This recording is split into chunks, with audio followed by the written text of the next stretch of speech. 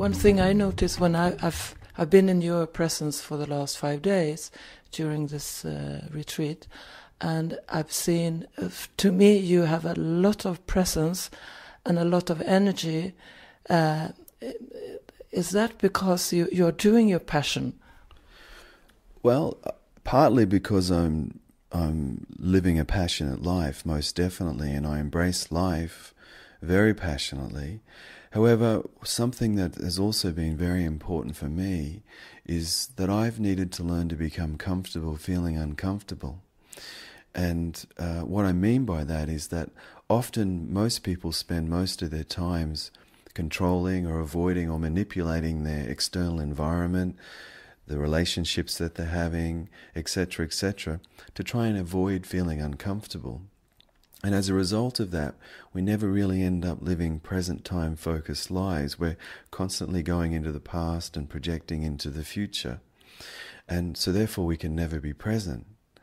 So one of the things that I needed to learn, and that's one of the lessons that I had when I worked in that factory with the hundreds of men, was to learn to get comfortable feeling uncomfortable and stay very present in my body. Even in difficult situations, even in intense situations, even in situations that I wasn't happy in.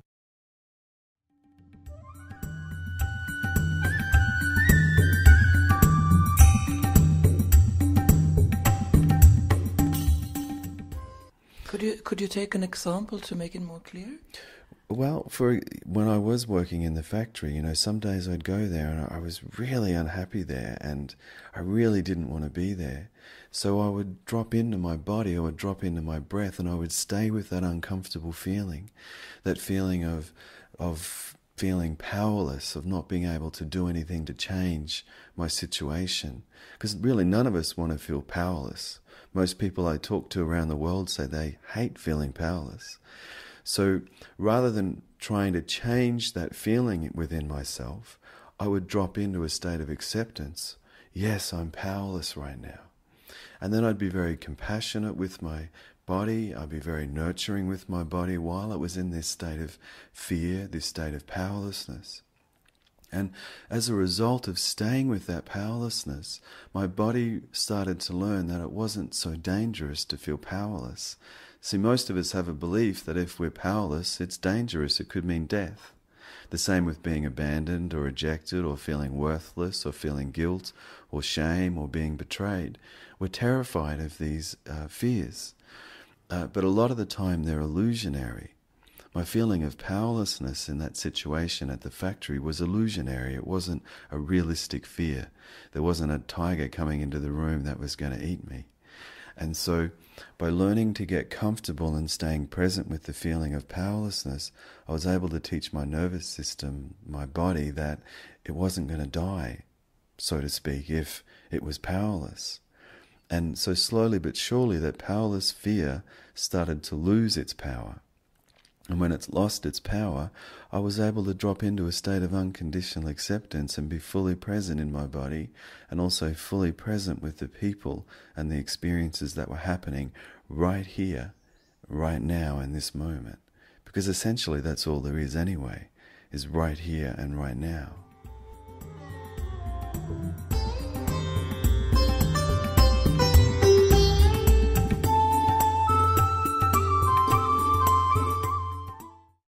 So why, so to speak, I'm choosing to be involved in sexual healing and running tantric courses, etc., essentially is, in my understanding, our sexuality is at our core. There's a term that's rarely used, sexual self-esteem, which I believe is very essential for us to become more aware of, because our sexual self-esteem is at the basis of our general self-esteem. See, I believe we're more sexual beings than we are human beings.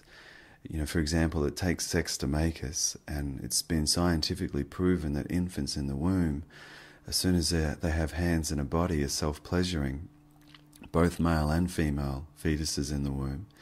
And most infants in the first year of life can self-pleasure to orgasm.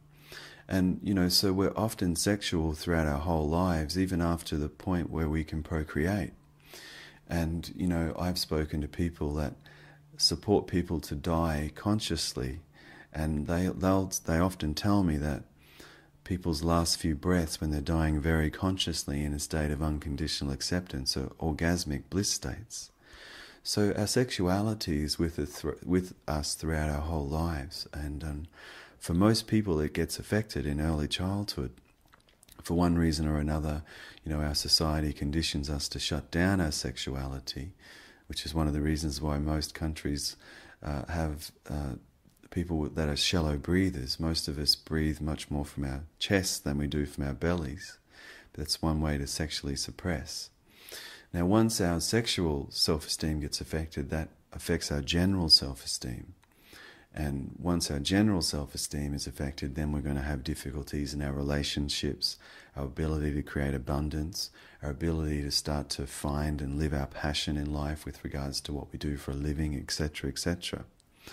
So if I can support people to heal their sexual self-esteem, then everything after that just starts to snowball, so to speak. Sexual self-esteem starts to heal, therefore automatically their general self-esteem starts to heal. Once their general self-esteem has started to heal, they'll start to develop new types of loving relationships to be in, not only with themselves but with other people. They'll start to create more abundance. They'll start to be able to have the self-esteem to take risks to find what their passion is. And so for me, sexuality is at the core, and it's essential to our full physical, emotional and spiritual development.